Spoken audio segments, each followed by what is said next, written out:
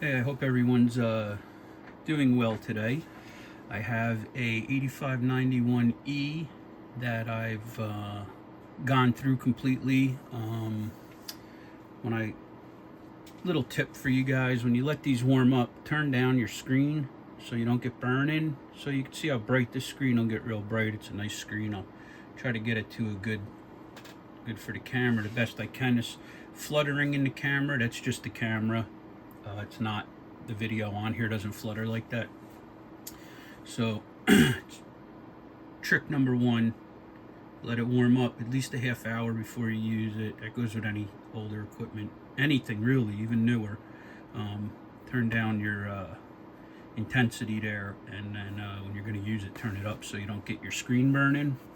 Help save on the screen. This one is in really good shape. Nice unit. It's missing a couple, like the rubber foot that goes up here. I don't know if you can see my finger, but there's a rubber foot here, and it's missing on the top here. And then in the back, there's two bumpers that are missing. It came like that. I didn't take them off.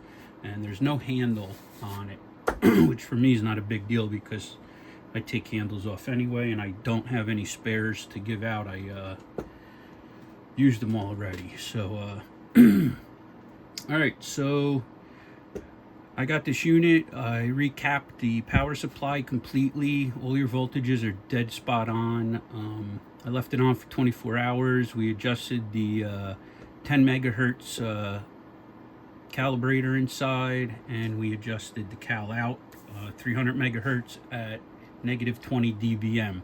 So people say to me sometimes, hey, how do you know that the scope is going to work good, blah, blah, blah. And a real quick, easy way for people to tell. Number one, use a good jumper, right? This is an HP jumper. It's a good quality jumper, all right? Short as you can get. You always want to use short jumpers. The longer, you're going to have some loss on it and could affect some of your readings. So you always want to keep your jumper short. All right, so you're going to put your jumper on. And this is basically your calibration. It's going to show you here, right?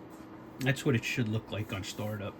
So we know that this is at 300 megahertz at minus 20 dBm. So yeah, you guessed it right. We're going to go to frequency 300 megahertz, right? We're going to do a span of, let's say, 2 megahertz. And that's your 300 megahertz signal. It should be dead in the middle right now, right? So we have a 2 megahertz span and our 300 straight in the middle. So now we want to go to peak search. We're going to hit peak search, and what do we have, right? We're looking at minus 20 dBm, right where we're supposed to be, and our peak is exactly at 300.010 megahertz. So that's pretty much an easy way to tell if the unit is going to be working right for you. Now granted, things can change when you go up and down in the spectrum, but that'll give you a really good starting point and indicator. So that's where we'll leave it for there. Everything was adjusted. The attenuator works great. I've used this thing for quite some time now, a few days, just to make sure. I left it on for 24 hours and then shut it down. I left it on for another 24 hours, came back, read everything, shut it down. So everything's working fine. Right, it's gonna come with the correction constants in here for you. And these are put down in case something happened to this and you lost your calibration on it. They can all be put in manually. It's actually the only way to put them in is to do every one of these when you're doing a calibration has to be generated and put in manually. Some of them not so easy to do, but so yeah, this thing's in really nice shape actually. The case isn't bad.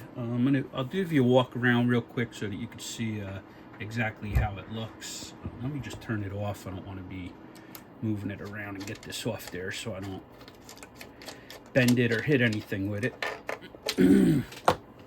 Take it down off of these little pucks I use. I'm going to unplug it. It does come with the power cord. It comes with no other adapters or anything like that. You guys are going to have to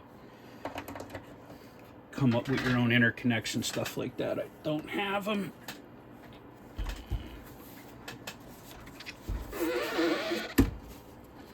And as you can see on here, try to hold it steady. I put a new battery in too, so it has a new battery, which will back up all of those calibrations. So you don't have to worry about that. They say 10 years, probably lasts longer. New battery. So it was calibrated on 129, and the power supply was recapped on 129. I put a calibration sticker on here. Everything is, this is where those two rubber feet would come off. Most people take them off anyway to help fit it into their space. The only thing you got to watch is this jumper you don't want to hit. You know, it'll bend over a little, but you don't want to screw. This is your 10 megahertz reference out to your reference in. So this is what is adjusted after 24 hours of warm up. You want to let this unit get nice and hot. You want to make sure everything's on there. So yeah, this is it. Nice clean unit, you know. You